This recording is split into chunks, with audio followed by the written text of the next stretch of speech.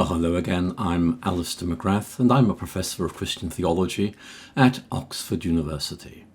So, what do Christians mean when they talk about salvation? In the last article, you may remember I began to explore what this term salvation means, looking especially at the idea of salvation as healing.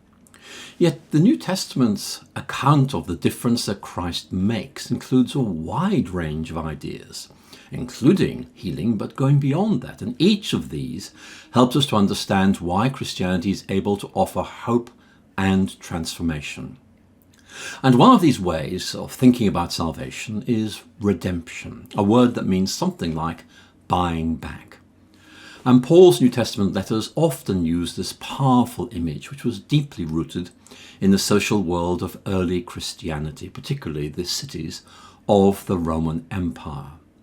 And some scholars suggest that as many as 1 in 3 inhabitants of the cities of the first century had sold themselves into some kind of servitude or slavery, often to pay off personal or family debts. And these slaves could be redeemed through a commercial transaction, in which their freedom was purchased by a benefactor, or which in some way they were able to pay it off by themselves. Now, this idea can be seen in Paul's statements that Christians have been bought with a price, an idea we find, for example, in 1 Corinthians chapter 6. And Christ is here understood as a liberator, someone who releases people from bondage and restores their freedom. And the idea here is that Christ achieves or enables something that we could not do for ourselves. So how should we think about these ideas? How should we imagine them? Well, let's look at Charles Wesley, a leading figure in the Methodist movement of the early 18th century. And Wesley realized that hymns could be used to teach theology.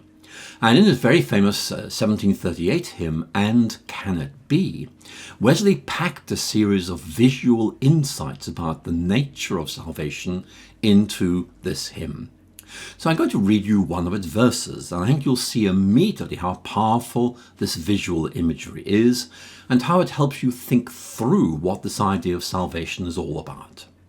"Long my imprisoned spirit lay, fast bound in sin and nature's night.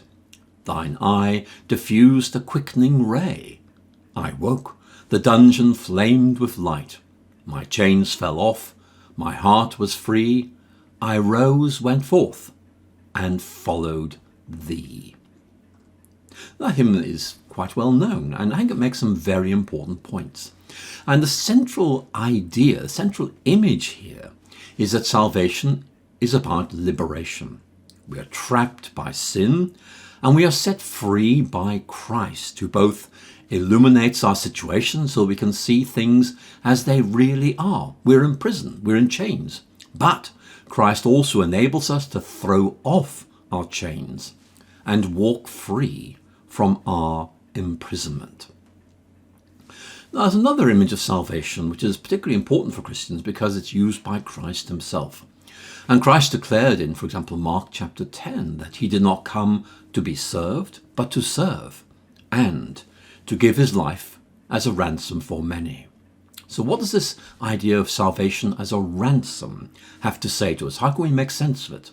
Well, the image of salvation weaves together insights about the human predicament and what can be done to change our situation. To think of Christ's death as a ransom suggests, I think, 3 ideas. First of all, it invites us to think of someone who is being held in bondage against their will. For example, some great public figure who's being held captive against their will and who needs to be set free. And their freedom depends totally on someone being prepared to pay the ransom demand. That's the first point then, the idea of being trapped or imprisoned. And that brings us to the second idea, which seems to me to be entailed by this image of a ransom. And that is that someone paying a price to bring about the freedom of the person who's being held captive. And in the ancient world, the more important the person who's being held captive, the greater the price that is demanded by their captors. That's an interesting point, because for New Testament writers, the price of our freedom is the death of Christ. A price, of course, that Christ was willing to pay. And of course, there's a third point. The image of ransom highlights the outcome of the payment of this price, namely liberation. We are set free. We are no longer trapped. We're no longer in prison. It's all about Christ setting us free from the fear of death and bringing us into what the New Testament calls the glorious freedom of the children of God. So you can see there, that's a very rich image. But there's another notion that we find in the New Testament that's used to express the significance of Christ's death, and that is adoption. Adoption. And Paul uses this word in the New Testament letters to help explain the benefits which result from Christ's death, for example, in Romans chapter 8. So let's think a bit about this word adoption. What does Paul mean by this, and what would he expect his readers to make of this image? How would it kind of way help them to sort out what had happened to them or the difference that Christ makes? Well, let's think about this. Adoption was an important aspect of Roman family law in New Testament times. So perhaps it's natural that Paul and many of his readers, particularly at Rome, would be familiar with this image and see its obvious potential to illuminate the nature of salvation. Now, under Roman adoption law, a father was free to adopt individuals from outside his natural family and give them the legal status of being his children. So, although there's clearly a difference between natural and adopted children, the point is they all have the same legal status. In the eyes of the law, they are all members of the same family, irrespective of their different genetic origins. And here's the important point. Because of adoption, they are allowed to have the same family name as the family that adopted them and the same inheritance rights as the other children. So Paul here is using the term adoption to help us grasp that faith brings about a change in our status before God. And for Christians, we are adopted into the family of God and as a result receive all the benefits that this brings. What might those be? Well, Christians share in Christ's sufferings. Paul makes that point in his letters, but also they share in the hope of glory. And for Paul, this insight's really important, for example, in coping with suffering in the life of faith.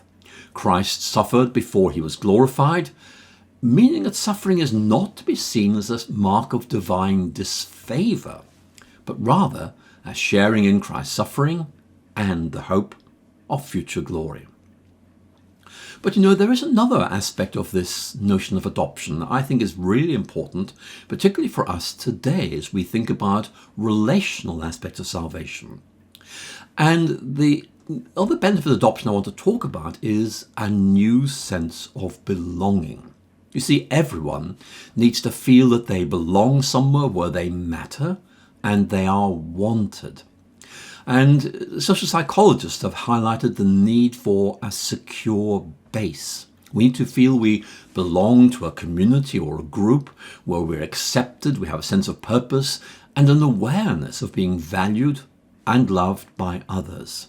In human terms, of course, this need is usually met by the family unit, but for Christians, this real psychological need is also satisfied through being adopted into the family of God. Believers can thus rest assured that they are valued within their new family and are thus given a sense of self-confidence, which enables them to work in and witness to the world around them. Now, as I'm sure you'll understand, there's a lot more I could say about the Christian understanding of salvation. It's a very rich idea. But I think it's helpful to stand back from the fine detail of salvation and try to see the bigger picture that lies behind it.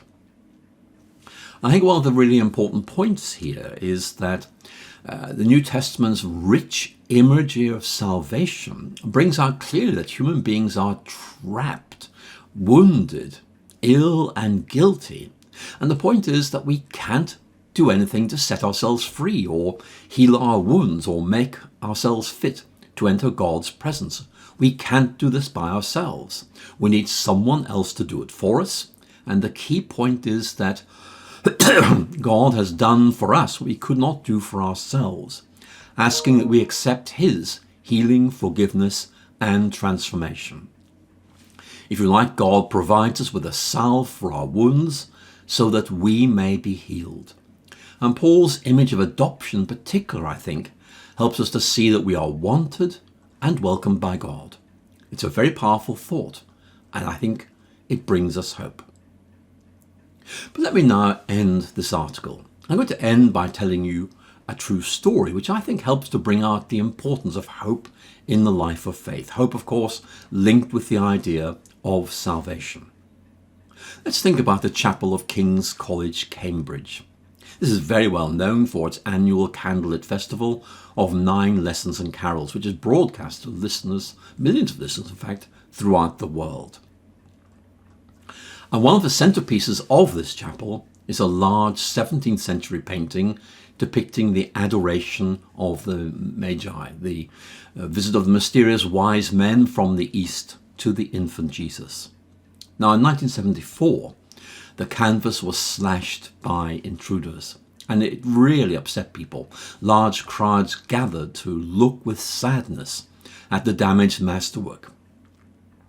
Yet soon afterwards, a notice appeared at the front of the chapel. This is what that notice said: "It is believed this masterpiece can be restored." And it was. And that's a core theme of the Christian idea of salvation. For Christians, we are damaged, but the hope is God can restore and renew us. Thank you so much for listening.